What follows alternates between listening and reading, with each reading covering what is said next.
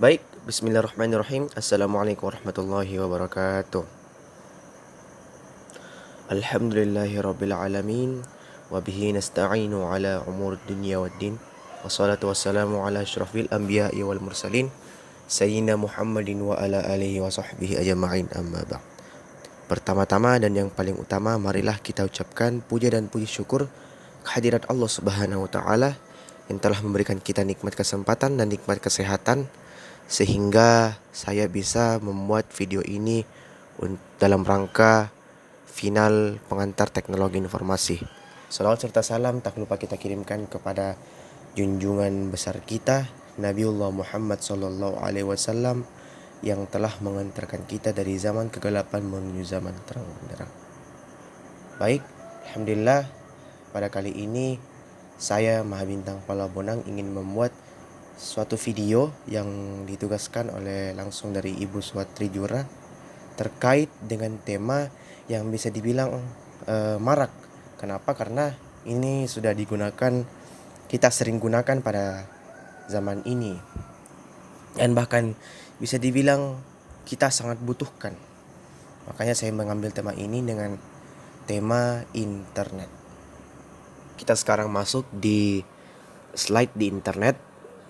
Nah, sebelum saya untuk next-nextkan slide-slide ini, mungkin ada beberapa seperti tagar-tagar yang apa sih yang saya ketahui tentang internet. Oh, internet itu seperti mencari sesuatu yang apa yang kita mau pasti didapat. Nah, internet juga itu seperti memudahkan apa-apa saja, seperti kalau kita jauh, saya di Makassar dan dia di mana ya contohnya? Dia di Amerika begitu. Nah, kita bisa berkomunikasi. Itu kan long distance, LDR namanya. Jadi di situ kelebihan-kelebihannya juga internet. Maksudnya kita bisa berkomunikasi meskipun jauh, kecuali kalau dia sudah jauh, jauh di alam rahmatullah ya. Jadi tidak bisa itu. Itu sudah beda alam, bukan di beda dunia, bukan beda tempat. Beda tempat dalam dunia, bukan beda tempat di apa namanya? Kalau yang begitu-begitu. Ya, tidak mungkin ya kalau kita mau menghubungi seseorang tapi sudah jauh di rahmatullah. Oke, internet juga itu apa ya? Kalau kita pokoknya mau terhibur mudah, mau berkomunikasi mudah, mau mencari informasi juga mudah. Nah, itu yang saya mungkin tahu tentang internet. Kalau kita lihat dari kata internet itu apa ya internet. Yang saya tahu sih seperti warnet, apalagi yang ada net-netnya. Kecuali wartel ya, warnet, internet, apalagi kalau yang ada net-netnya. Itu mungkin saja. Internet mungkin itu internasional kali. Network itu mungkin kalau nggak salah networking. Itu yang sepintas sebelum slide-slide ini saya next. Itu yang saya tahu. Oke, kita next lagi. Oke, sebelum saya memulai dari pertemuan, izinkan saya untuk memperkenalkan nama. Jadi nama saya Mahabintang Palabonang, asal Makassar, umur 21 tahun, mahasiswa STMIK Handayani tahun 2021.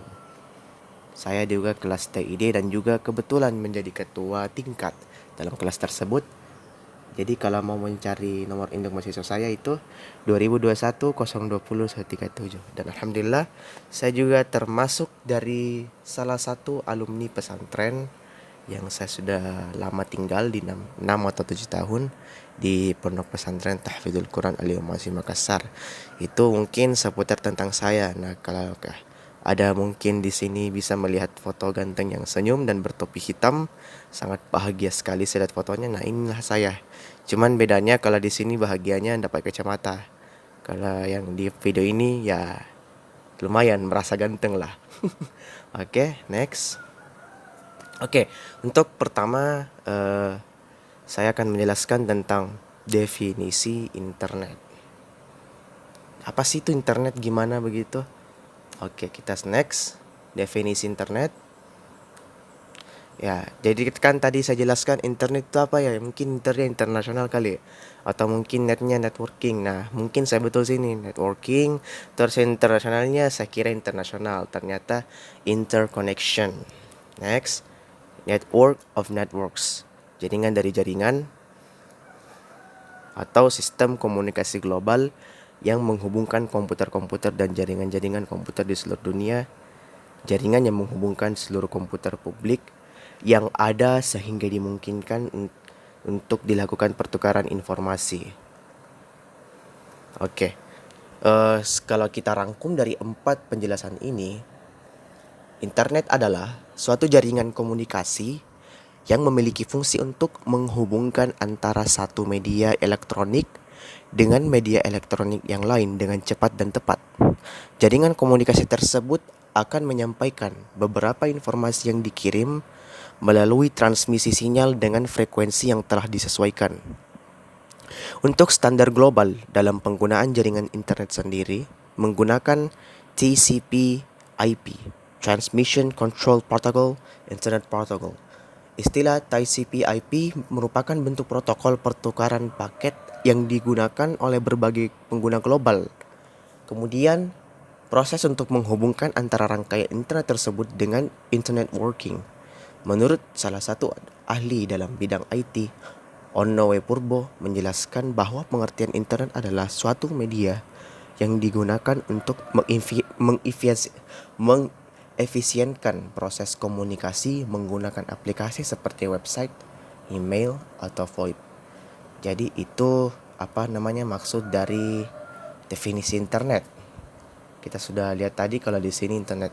Kalau internet itu kalau secara bahasa interconnection networking, kalau secara istilah itu jaringan komunikasi yang memiliki fungsi untuk menghubungkan antara satu media elektronik dengan media elektronik yang lain dengan cepat dan tepat. Nah, begitulah mungkin definisi dari segi bahasa dan istilahnya. Sedangkan menurut para ahli, menurut O'Brien, internet merupakan suatu jaringan komputer yang berkembang dengan sangat pesat, di mana dengan penggunaan internet tersebut dapat membawa manfaat serta dampak positif bagi dunia pendidikan, bisnis, hingga pemerintahan. Sedangkan menurut Berners-Lee, internet adalah jaringan yang terdiri dari beberapa jaringan di dalamnya. Konsep tersebut berarti suatu jaringan komputer atau lokal yang terhubung dengan jaringan yang lain. Sedangkan menurut Pak Sarwono, pengertian dari internet sendiri adalah kumpulan jaringan dengan skala global di mana tidak ada seorang pun yang bertanggung jawab untuk mengerahkan internet itu sendiri.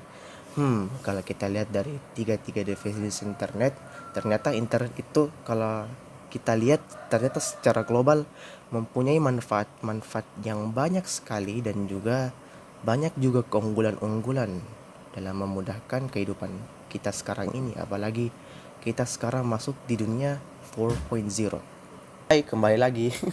Tadi itu saya mengatur cahaya supaya di video ini kali ini saya akan terlihat tampan. Jadi saya mengatur, ya sekarang sudah tampan kan. Jadi kita next lagi. Mungkin itu definisi dari tentang internet. Sekarang kita akan next lagi tentang seputar sejarah internet. Nah, mungkin ini ya panjang banget ceritanya karena kan namanya sejarah jadi agak panjang gitu. Oke, sejarah internet kita mulai dari tahun 1960 di ARPANET. Jadi kita cerita dulu. Masalah yang muncul pada perkembangan selanjutnya itu waktu pada tahun 1960 adalah tentang bagaimana menyatukan jaringan fisik yang terpisah menjadi satu jaringan logis. Pada tahun 1960, Paul Barron menerbitkan sebuah penelitian mengenai sistem jaringan untuk militer Amerika Serikat. Sistem ini dirancang untuk dapat bertahan seandainya terjadi perang nuklir.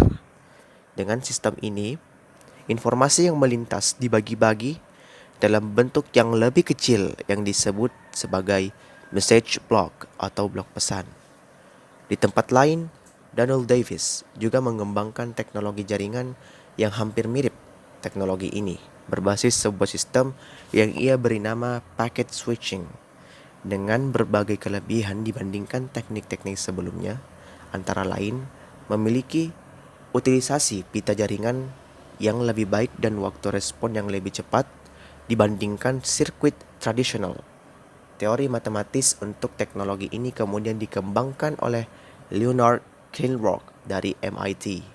Kalau yang bertanya apa itu MIT, mungkin MIT itu seperti universitas atau mungkin 0007 ya, bukan.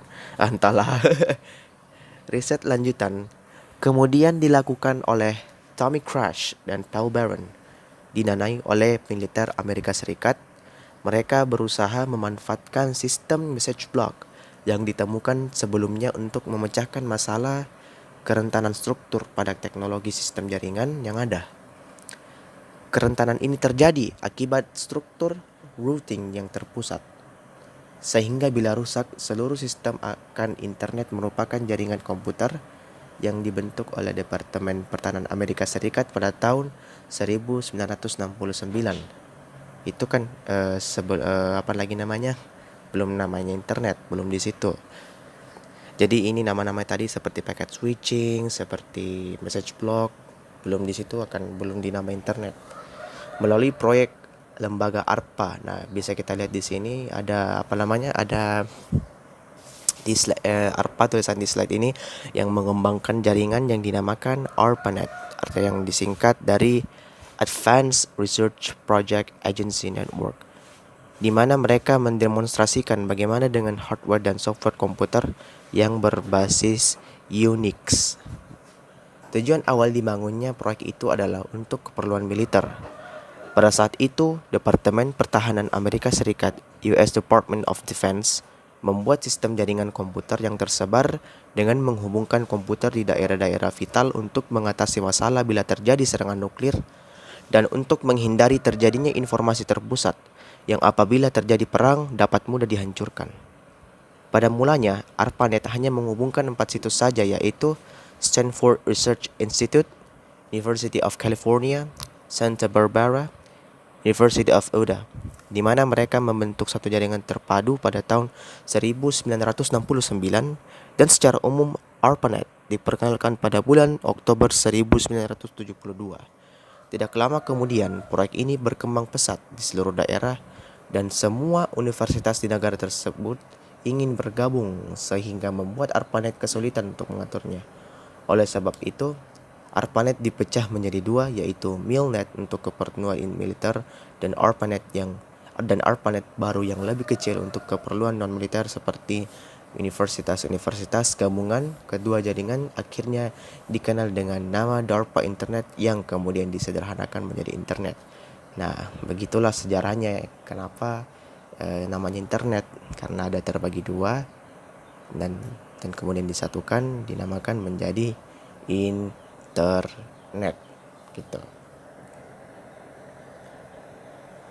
Kita next lagi slide-nya di tahun 1970 sampai 1990-an, UCLA dan TCP/IP.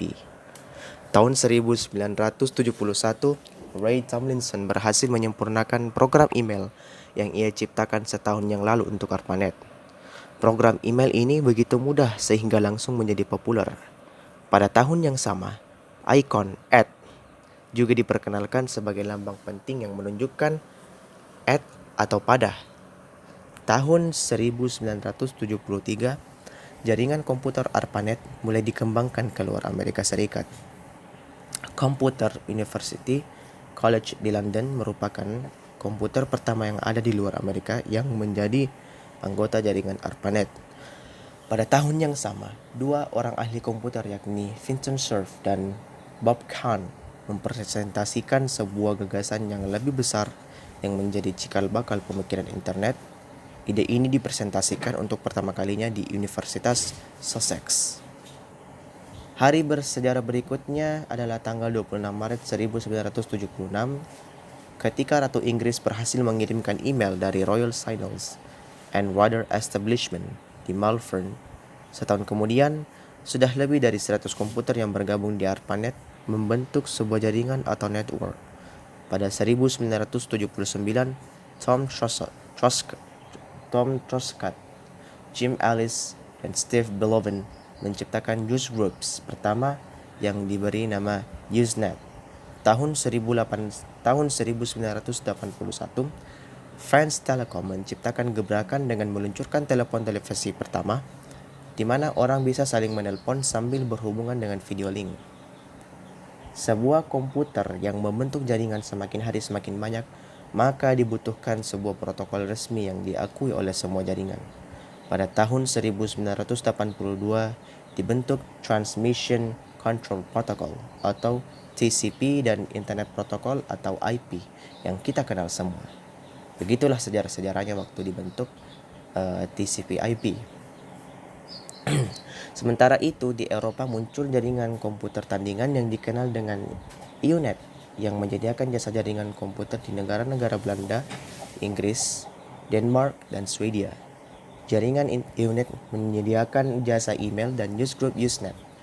Untuk menyeragamkan alamat di jaringan komputer yang ada, maka pada tahun 1984 diperkenalkan sistem nama domain yang kini kita kenal dengan DNS atau Domain Name System. Komputer yang tersambung dengan jaringan yang ada sudah melebihi 1000 komputer lebih. Pada 1987 jumlah komputer yang tersambung ke jaringan melonjak 10 kali lipat menjadi 10.000 lebih. Tahun 1988, Jerko Oikarinen dari Finlandia menemukan dan sekaligus memperkenalkan IRC atau Internet Relay Chat. Setahun kemudian, jumlah komputer yang saling berhubungan kembali melonjak 10 kali lipat dalam setahun. Tak kurang dari 100.000 komputer kini membentuk sebuah jaringan. Tahun 1990 adalah tahun yang paling bersejarah ketika tim Berners-Lee menemukan program editor dan browser yang bisa menjelajah antara satu komputer dengan komputer yang lainnya yang membentuk jaringan itu. Program inilah yang disebut WWW, kalau di Inggris kan www atau www atau juga singkatannya dari World Wide Web. Tahun 1992, komputer yang saling tersambung membentuk jaringan sudah melampaui 1 juta komputer, oke? Karena sudah berkembang pesat sekali.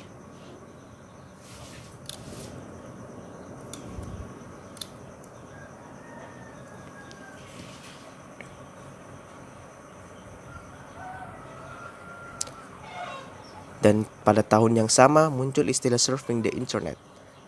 Jadi begitu di tahun 92 komputer sudah saling tersambung membentuk jaringan, dan di tahun 1994 situs internet telah tumbuh menjadi 3.000 alamat halaman, dan untuk pertama kalinya virtual shopping atau e-retail muncul di internet.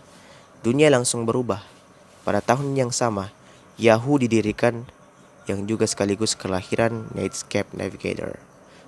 Nah, begitulah sejarah internet. Kalau sekarang sudah banyak berkembang, mulai dari sudah ada Google, sudah ada Facebook, ada Instagram, ada macam-macam, sudah banyak membentuk website. Bahkan kalau kita mau bikin website gratis bisa di Wix, bisa di Blogspot atau di WordPress gitu.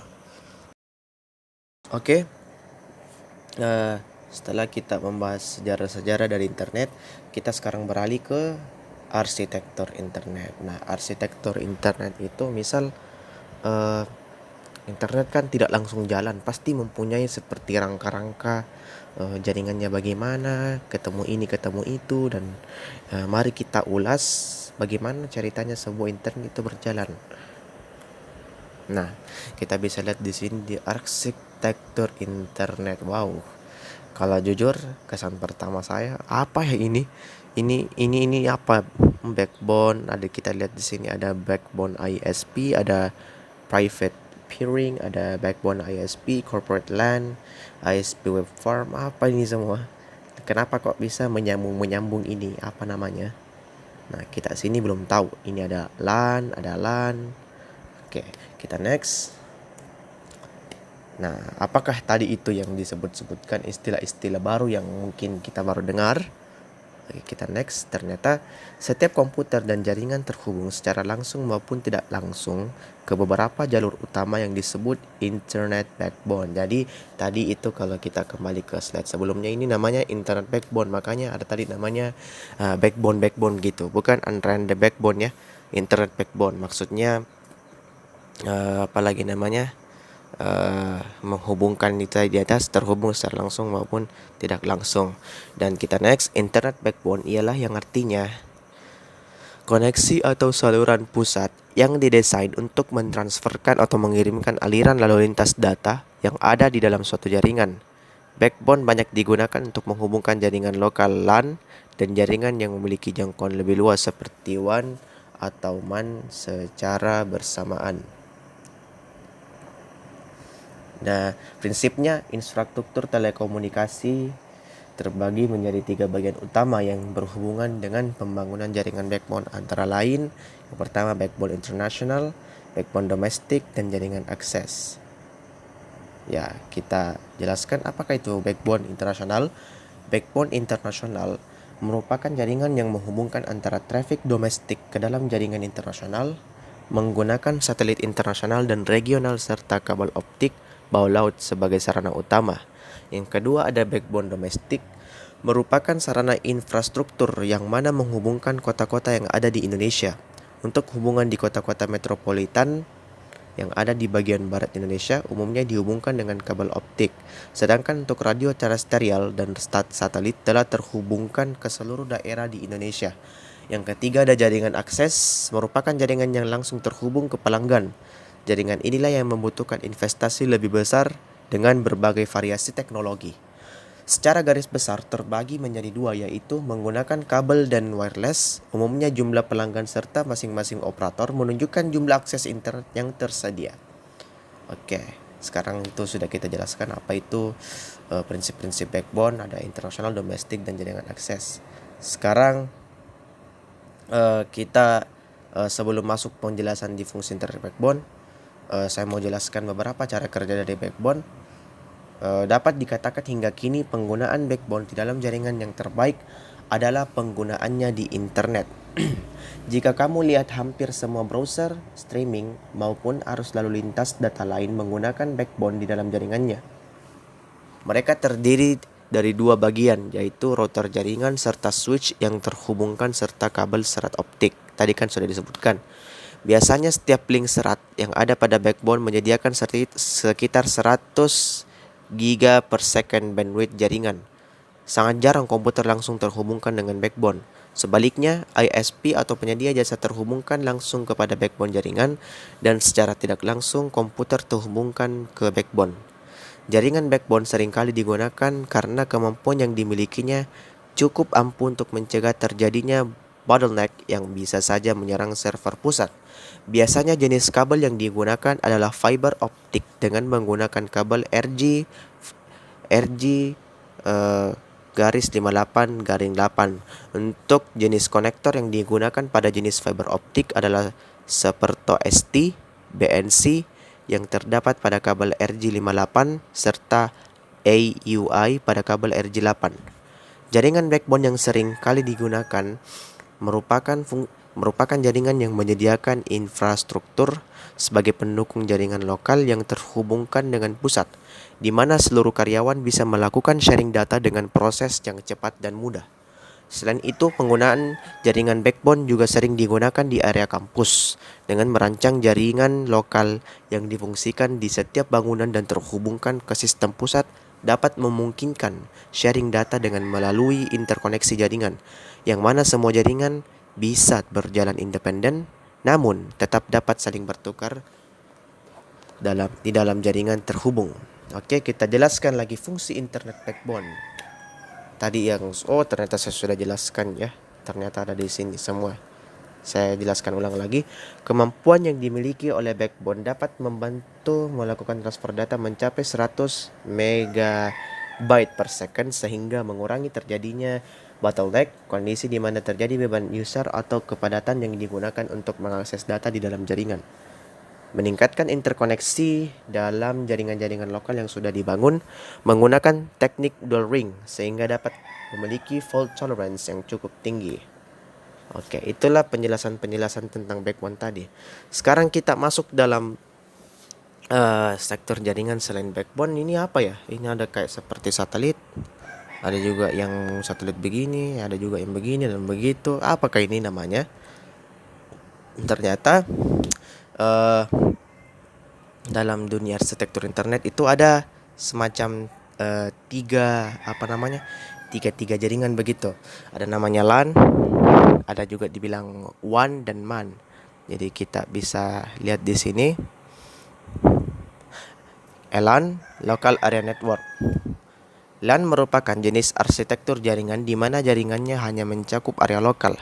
Artinya, jaringan tersebut hanya dimanfaatkan oleh orang-orang yang masih ada di area LAN. Ada juga dibilang MAN, Metropolitan Area Network.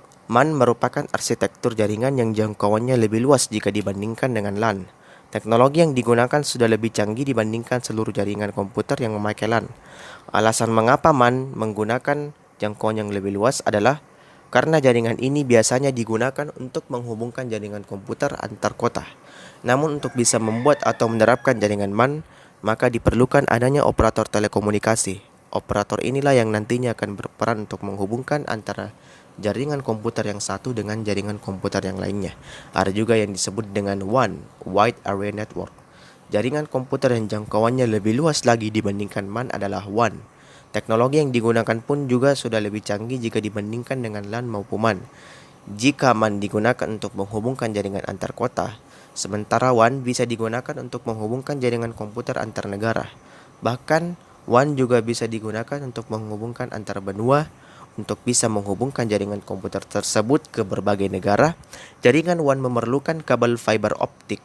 Kabel ini akan ditanamkan di dalam tanah dan ada juga yang ditanam di bawah laut. Di contoh-contoh seperti arsitektur internet ada central office, ada juga customer premise equipment, ada juga internet service provider, ada juga network access point. Kalau central office itu dia lebih fokusnya ke perusahaan telepon dan di dalam sebuah kantor. Ada juga customer premise equipment, dia berfokus di perlengkapan telekomunikasi yang ditempatkan pada tempat pelanggan, bukan ditempatkan provider ataupun di antara keduanya. Adapun yang ini yang penting juga internet service provider, karena kalau bukan ISP saya tidak bisa menggunakan internet sekarang. ISP itu perusahaan yang menyediakan perusahaan lainnya atau individu dengan akses atau kehadiran internet. ISP yang memiliki perangkat dan akses jalur telekomunikasi membutuhkan POP pada internet untuk area geografis yang dilayani. ISP yang lebih besar memiliki jalur berkecepatan tinggi yang disewakan sehingga mereka tidak perlu bergantung pada penyedia telekomunikasi dan dapat memberikan layanan yang lebih baik pada pelanggan. Ada juga network access point menyediakan fasilitas pengalihan yang besar yang melayani publik secara umum. Kita next lagi. Ada juga NSP yang menyediakan pelayanan backbone ke sebuah ISP. Ada juga POP, Point of Presence. Situs yang memiliki sekumpulan perangkat telekomunikasi biasanya mengacu pada situs ISP atau perusahaan telepon. Oke. Kita sekarang masuk di komponen penting internet. Apa-apa saja sih yang paling penting di internet? Saya juga belum next ini. Saya juga penasaran. Ayo kita next. Komponen penting di internet ada klien, komponen pengakses internet, ada yang kedua ISP, komponen mediator atau perantara, ada yang ketiga server, komponen terakses. Apa sih ketiga tersebut ini? Mari kita jelaskan dalam slide selanjutnya. Klien adalah pengakses internet yang biasanya adalah personal atau perorangan. Dapat berupa terminal tunggal maupun terminal bersama atau sharing. Biasanya menggunakan perangkat akses berupa PC, komputer, laptop yang terhubung lewat jaringan. Ada juga ISP, tadi dijelaskan. ISP adalah perusahaan penyedia jasa layanan internet yang dapat menghubungkan terminal klien dengan server yang akan diakses di dunia maya. Contoh ISP seperti IndiHome. Maka saya tadi bilang kalau bukan ISP saya tidak bisa mengakses internet karena saya pakai IndiHome loh. IndiHome 20 Mbps. Saya apalagi namanya berlangganan itu harganya 325 per bulan. Ada juga access service dedicated to internet, ada juga IM2, ada Centrin dan ada provider seluler. Kalau provider seluler itu seperti yang kota-kota seperti XL, Telkomsel. Next. Dan setelah kita jelaskan tentang berapa tadi itu tentang komponen internet, ada juga yang ini. Apa namanya? Saya lupa ya apa itu. Sebenarnya sini server adalah sistem komputer yang memiliki layanan khusus berupa penyimpanan data, dan fungsi-fungsi server itu ada seperti web server, mail server, database server, file server, DHP server, proxy server, FTP server, dan game server. Nah, apakah itu disebut dengan web server? Web server itu adalah sebuah jaringan komputer yang melayani khusus permintaan HTTP dan HTTPS. Kalau web server, kalau mail server, mail server itu melayani pengguna dalam bertukar pesan ke sesama pengguna secara elektronik. Kalau database server, jaringan komputer yang memberikan layanan berupa pengelolaan basis data serta menerima permintaan klien untuk mengakses basis data pada server. Adapun file server adalah jaringan komputer yang memberikan akses berupa lokasi disk. Lokasi disknya itu seperti isi gambar, video, musik, dokumen, dan lain-lain. Adapun DHCP server, kalau DHCP itu singkatannya Dynamic Host Configuration Protocol. Server ini merupakan jaringan menjalankan layanan penyewaan IP address dan informasi TCP/IP kepada klien. Ada proxy server. Proxy server ini merupakan jaringan komputer yang memiliki peran sangat positif bagi pengguna. Proxy server sendiri berperan sebagai perantara antara pengguna dengan web server. Nah, itu kalau proxy. Ada FTP server, File Transfer Protocol, yakni protokol internet yang memberikan akses data server pada satu jaringan. Nah, FTP ini kayak transfer data seperti kita mau mengupload atau mendownload atau ya saling berbagi file begitu. Ada juga seperti game server. Game server itu khusus untuk server game. Jadi klien-klien yang untuk seorang gamer yang dibuat untuk memberikan sensasi bermain yang lebih baik bagi para pengguna.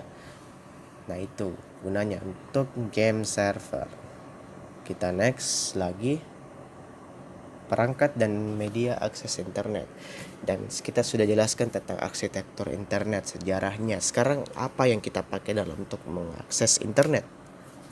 Nah, kita lihat sini ada personal komputer atau notebook. Kalau saya kan pastinya gunakan laptop lah, toh sudah jelas. Dan seharusnya ya pakai smartphone juga sini. Ada juga tambahan smartphone. Kita mengakses internet juga bisa memakai smartphone sekarang. Dulunya mengandalkan kartu data kalau mau komunikasi dan berbagi informasi. Sekarang kita pakai WiFi. Jadi lebih mudahnya kita menangkap internet menggunakan WiFi. Kita pakai HP terus kita cari WiFi di mana, pasti terkonek line telepon. Oke. Ini contohnya, kita bisa lihat di sini rangka-rangkanya. Nah, seperti HP kita mau connect ke WiFi. Ada juga seperti komputer yang biasa dia terhubung ke dalam LAN. Nah, gini dan pada ujungnya akan dia terhubung ke ISP, Internet Service Provider-nya dalam satu jaringan. Kita bisa bayangkan berapa pengguna jaringan sekarang. Oke, sekarang kita bahas tentang seputar, bukan sekitar ya. Kalau sekitar pasti tempat, kalau seputar itu secara luas tentang World Wide Web. Apa sih itu World Wide Web? Jadi World Wide Web itu memfasilitasi berbagai jasa internet seperti elektronik, mail. Jadi apa sih? Kenapa ya ini yang saya jelaskan langsung? Jadi World Wide Web atau kalau Indonesianya sebenarnya Waring Werawanua adalah suatu ruang informasi yang dipakai oleh pengenal global yang disebut mengidentifikasi sumber seragam untuk mengenal pasti sumber daya pengguna. www sering dianggap sebagai dengan internet secara keseluruhan, walaupun sebenarnya ia hanyalah bagian daripada internet. Kita lihat sini, kalau di www itu memfasilitasi berbagai jasa internet seperti email, telnet, FTP, dan lain-lain.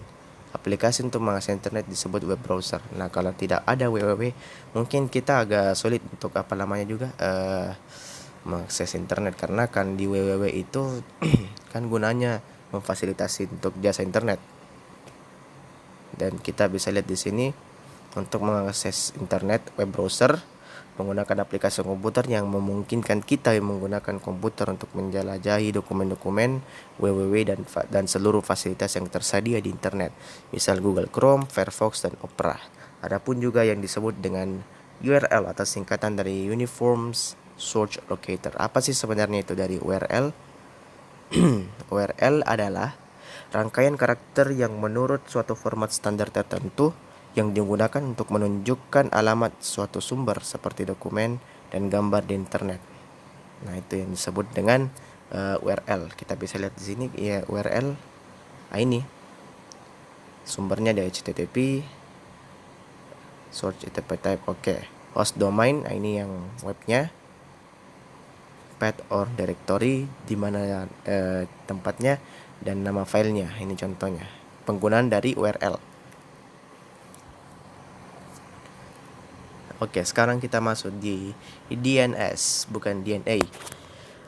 Oke, di DNS adalah sebuah sistem yang menghubungkan saya lupa ya. DNS itu singkatan dari Domain Name Server. Jadi DNS adalah sebuah sistem yang menghubungkan Uniform Resource Locator dengan Internet Protocol Address. Nah, ini contohnya seperti DNS. Jadi misalnya kan itu ada akhir facebook.com, apalagi namanya, youtube.com. Nah, itu domain-domainnya. Dalam Amerika nih contoh-contohnya. Kalau misalnya juga kebanyakan juga kalau untuk pemerintahan ada biasa gov. Kalau misalnya untuk sekolah ada di edu, ada juga apalagi namanya, macam-macam. Nah, sekalian dari domain sistem ini ada juga yang untuk negara. Kalau misalnya di Indonesia kan banyak, ada co.id. Kalau di umumnya com. Kalau misalnya di apalagi namanya, di Brazil.br. Kalau Jepang ada .jp, India.in. Nah, begitu. Kita masuk di bab Internet Addresses. Sebuah alamat IP atau Internet Protocol adalah angka yang secara unik mengidentifikasi setiap komputer atau perangkat yang terhubung ke internet. Alamat IP biasanya terdiri dari 4 kelompok angka, masing-masing dipisahkan oleh suatu periode. Jumlah dalam setiap kelompok adalah antara 0 dan 255. Sebagai contoh, angka 72.14.207.99 adalah alamat IP. Kita bisa lihat dari sini. Biasanya jadi terpisah dari dikelompokkan menjadi 4 angka, dan setiap kelompok itu antara 0 dengan 255.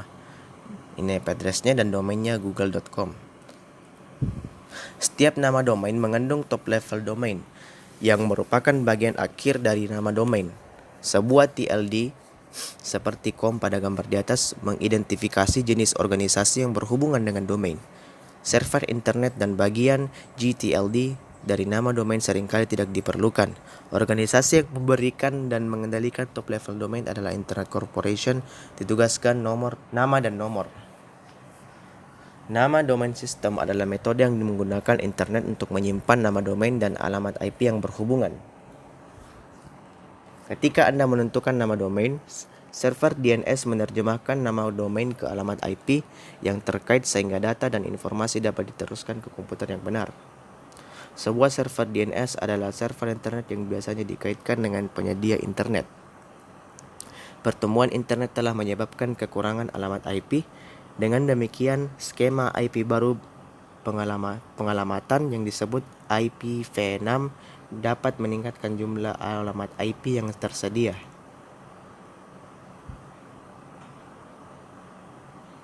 Nama domain sistem DNS adalah metode yang menggunakan internet untuk menyimpan nama domain dan alamat IP yang berhubungan.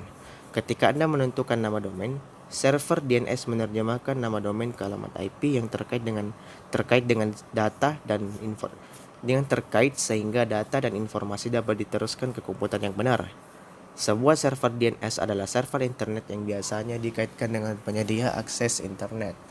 Pertemuan internet telah menyebabkan kita potong layanan internet. Di dalam internet mempunyai beberapa layanan-layanan. Apakah layanan-layanan tersebut? Ada email, ada e-commerce, ada e-banking, e-learning, e-government, VoIP, chatting, web portal, dan FTP. Nah, email tadi sudah dijelaskan. Apa itu email? Sudah saya jelaskannya. Jadi email itu elektronik surat. layanan yang paling banyak digunakan saat ini di internet. Jadi email itu layanan yang paling banyak digunakan karena apa? Karena kalau kita ingin membuat sesuatu sekarang, kalau tidak salah harus menggunakan email. Kita minta buat akun pakai internet, pakai email lagi. Makanya layanan yang paling digunakan di internet. Kalau misal kirim tugas pakai internet, kirim surat penting lewat email. Sekarang dulu kan pakai surat-surat pos, sekarang pakai email. Dan juga email bisa diidentifikasi sebagai identitas pribadi. Contoh email yang ini. Nah, saya pakai Gmail, makanya tampilan seperti ini. Email juga kalau kita mau membuat surat pasti juga bisa membuat surat dalam email. Kalau kita mau keperluan surat apa begitu, bisa juga masukkan file gambar. Pokoknya sekarang kalau mau kirim surat lebih efektifnya di email. Jarang, tidak terlalu digunakan yang di pos-pos. Adapun disebut dengan e-commerce atau ada e-commerce adalah singkatan dari electronic commerce,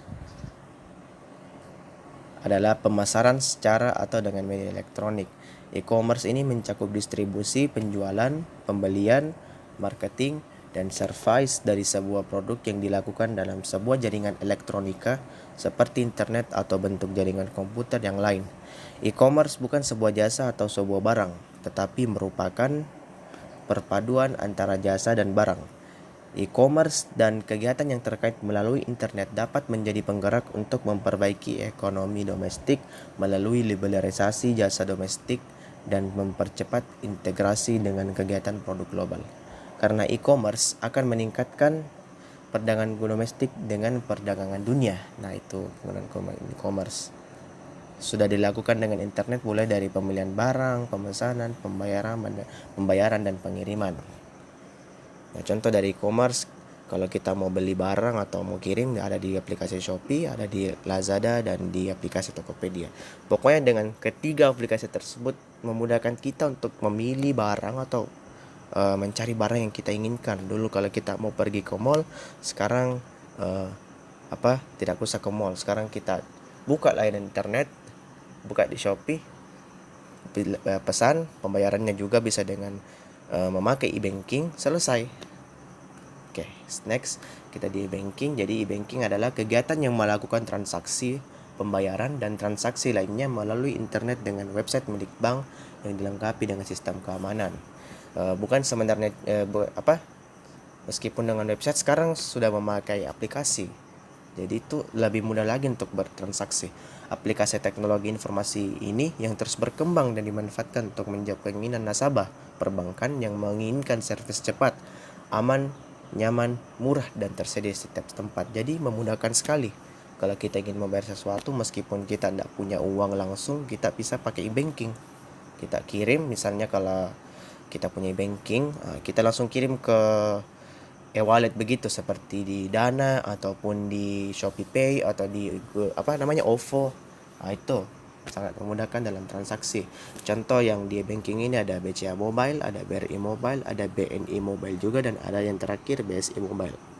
Adapun dengan e-learning adalah pembelajaran formal maupun non formal yang dilakukan dengan memanfaatkan teknologi sehingga pelajar dan pengajar melakukan proses belajar mengajar menggunakan media elektronik.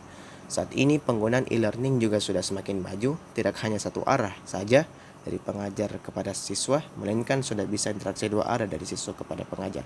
Contoh dari e-learning, aplikasi yang kita dapatkan di e-learning ini adalah Ruang Guru, Kuiper, Rumah Belajar, Kelas Kita, Skill Academy, Pintaria, dan Mau Belajar Apa. Bukan cuma dari sini, tapi dari pihak-pihak dari beberapa institusi pendidikan juga membuka dari e-learning masing-masing. Kalau misal di kampus kita itu di STIM Karyani mempunyai LMS atau Mapato. Jadi kalau mau tugas, mau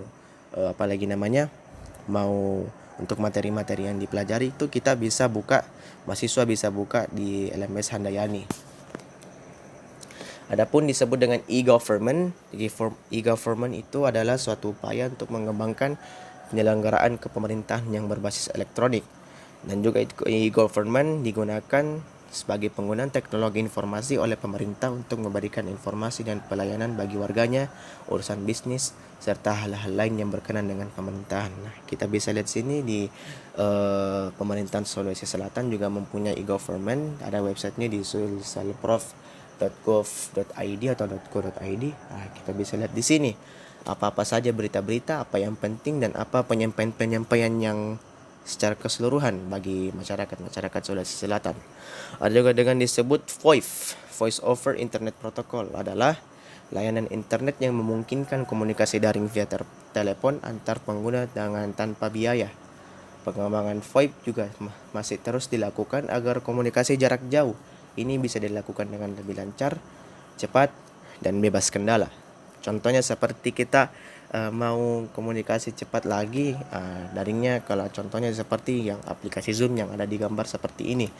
Contohnya kasus seperti kemarin, kita punya dosen mungkin sejauh, cuman agar pembelajaran masih tetap berjalan maka kita memakai aplikasi Zoom. Adapun dengan chatting adalah alat atau aplikasi atau fasilitas yang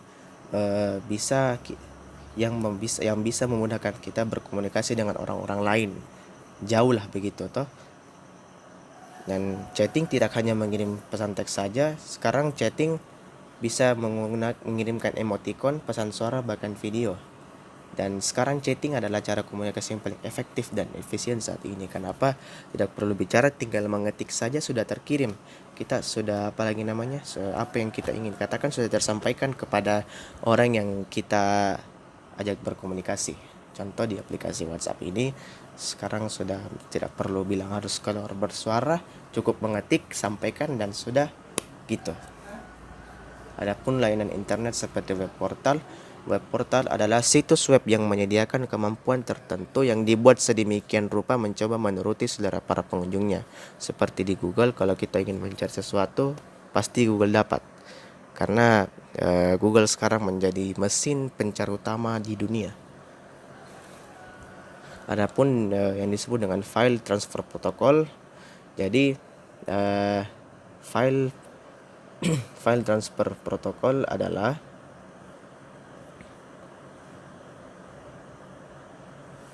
internet service yang dirancang untuk membuat sambungan ke server internet tertentu atau komputer, sehingga user dapat mengirimkan file komputer atau download atau mengirimkan file server. Jadi itu gunanya file transfer protocol. Contohnya kalau saya mau download ini ya kita pakai pakai program tersendiri kita mendownload. Kalau mengupload, kita misalnya mengupload gambar bisa di Facebook, bisa di Instagram ataupun di akun media sosial lain ataupun di blogspot. Setelah itu kita akan membahas tentang jenis file.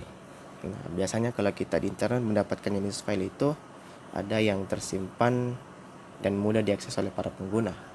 File-file yang diperoleh dari internet hanya bisa dinikmati jika kita mengetahui bagaimana membuka file-file tersebut. Maksudnya bagaimana?